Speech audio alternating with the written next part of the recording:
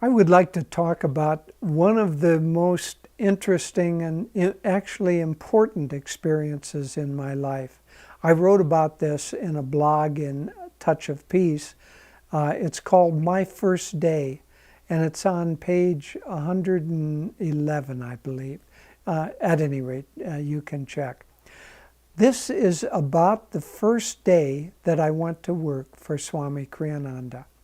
I had met him in 1967 actually, and I had taken his classes, and then in 1968 he asked me if I would leave my job as a social worker in San Francisco and become his assistant.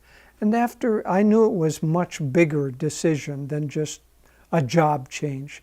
This was a life change. After some indecision, I decided yes. So this was my very first day. I came into his apartment in San Francisco, which is the whole of Ananda that existed at the time. And he had a one-bedroom apartment in San Francisco, lovely little apartment. Had a bedroom and a kitchen and a living room, a dining room, and a kind of an extra room that he had set up as a meditation room. And so up until this time, Swami Kriyananda didn't have any regular assistants. So he had a series of volunteers. And when I came to work that first day, there was one of the volunteers that had been helping him was there working on a project. Swami Kriyananda was there. And there was also a friend of his, a very advanced disciple of Yogananda's, a direct disciple of Yogananda, who was visiting him, a man named Adano Lay. And in order not to be in our way, the two of them went into the kitchen to have some tea and just chat together. So I began working with this assistant, a woman, who had been helping Swami on a volunteer basis.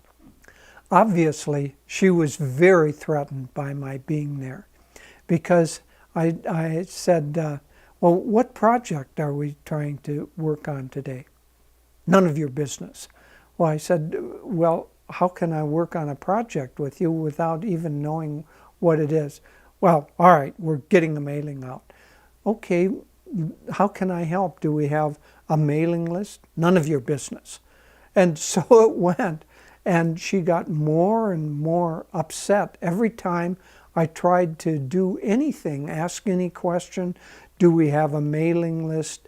How do we print the little labels that will go on? Do we need to fold the brochure that we're going to send out? Any question got the same basic response. It's none of your business, I'll do it. And finally, after about a half hour of this, she just got very upset. She said, that's it, I'm leaving. And walked out and slammed the door. Well, you can imagine how I felt. Here I am. I come to Swami Kriyananda's to be his assistant, and the very first day I am such a nuisance that his only existing volunteer helper leaves, and I was just chagrined. And I heard a little noise in the kitchen, and I couldn't quite tell what it was, but it sounded like the two of them in the kitchen were chuckling. And so Swami Kriyananda and Adano Lay came out of the kitchen, and they just started laughing and laughing and laughing. They, of course, had overheard the whole thing, because the lady that was quite loud in her anger toward me, and they heard my response. Anyway, Swami Kriyananda was laughing and laughing, and he said, instead of chastising me, which is what I expected, he said, oh, thank you. I've been wondering how I was going to get rid of her. She has been such a bother. And So it was that whole incident passed in a very unexpected way.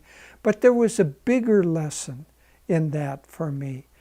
Partly it was Swami Kriyananda's love and acceptance, but I didn't see this at the time. Often we don't in life's experiences. But looking back, I could see that very often the things in my life that I felt were going the worst, perhaps that I was doing the worst job at, turned out to be great blessings, not only for me, but for the world around me and maybe the people that I was working with. So the lesson to take away is do your best, relax, and wait until the universe has a good chuckle over either your good behavior that helps or even your bad behavior that doesn't. Divine Mother loves us. Swami Kriyananda loved us. And they had a good chuckle over almost everything because they were filled with joy. God bless you.